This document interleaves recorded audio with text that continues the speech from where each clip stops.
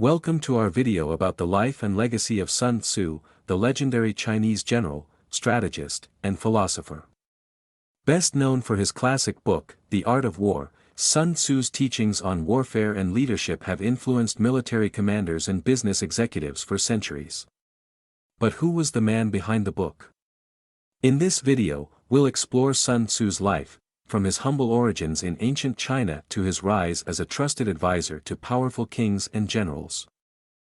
We'll also examine the timeless wisdom of The Art of War and its relevance in today's world. Get ready to discover the secrets of one of history's greatest minds. His origins, Sun Tzu, of his real name Sun Wu, is originally a nobleman from the kingdom of Qi who is said to have been born around 535 to 544 BC. AD. After the breakup of this kingdom, he settled in the kingdom of Wu. A great scholar, he lived withdrawn from the world and studied the art of war. The main ideas of his work, The Art of War, is a book written by Sun Tzu about Chinese military strategies. In the first chapter, Sun Tzu explains the 5 superiority factors. These 5 factors are virtue, climate, topography, command, and organization.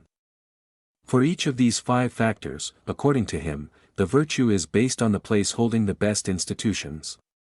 He also explains that climate is determined by the alternation of light and shade, hot and cold, and the cycle of the seasons.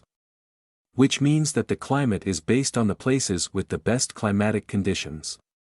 Topography is determined by distances and the nature of the terrain, which may be hilly or flat, wide or narrow, favorable or injurious. Command is determined by who has the best commander or general, and the organization is based on the strongest army with the best discipline. His work focuses on how to use psychological tactics such as cunning, espionage, mobility and adaptation to the opponent's strategy to ensure the defeat of the enemy without a doubt. Proving himself to the king in his numerous conquests, Sun Tzu offers the king to demonstrate the realism of his work, thanks to military exercises carried out with the help of 180 royal servants. Thus, the royal staff is divided into 2 teams, of which 2 concubines of the king play the role of captains.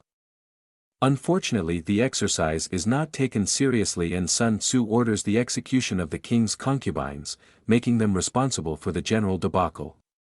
Stubborn, the military strategist finally reached the end of his demonstration. The king was convinced of his worth and appointed him general. As a general, Sun Tzu achieves multiple conquests. He seized in particular the west of Chu and the north of the Middle Kingdom. Sun Tzu shines not only as a general, but also by bequeathing to future generations 13 chapters to summarize the art of war. This treatise is not only about strategy, but also about the psychology of the enemy or the use of weather and topographic conditions to get the most out of them. Its fundamental principle, extremely innovative, is the conquest of the opposing armies without giving battle. His philosophy about war, Sun Tzu is an incredible war strategist and has been noted for his battle tactics. Forgetting morality and justice towards the enemy, Sun Tzu considers victory too important to wage a fair war. Making the enemy think they have the upper hand and being a bad strategist is the best way to win battles. Sun Tzu advocates reflection and preparation instead of reaction based on feelings of superiority or inferiority. He intends to demonstrate in The Art of War that this doctrine of discipline, when applied, allows overwhelming victories and the domination of the battlefields. Moreover, Sun Tzu considers that the commander of an army must be exemplary. In particular, he must be calm and inscrutable. Several passages in The Art of War are dedicated to acquiring intelligence about the adversary. The tactics he presents are, for example, espionage, which he considers essential, pushing the enemy into action to see their techniques, examine their plans and much more. It is also important to be aware of surrounding forces that might ally with the enemy. Sun Tzu's fundamental idea, however, even if Sun Tzu considers it essential to obtain victory to know your enemy, he considers that knowing yourself is even more important, since being aware of your weaknesses will allow you to resist attempts to manipulate them. An enemy. However, knowing yourself is not enough, it is also essential for a strategist to know his troops and to be aware of their lucidity. His death, Sun Tzu died in 496 BC. In the state of Wu in mysterious conditions. He died being one of the emblems of the strategy with his work, The Art of War, and changing the philosophy of his time. Thank you for watching our video about the life of Sun Tzu, the legendary strategist and philosopher. We hope you enjoyed learning about his fascinating story and how his teachings continue to shape our understanding of leadership, strategy, and conflict.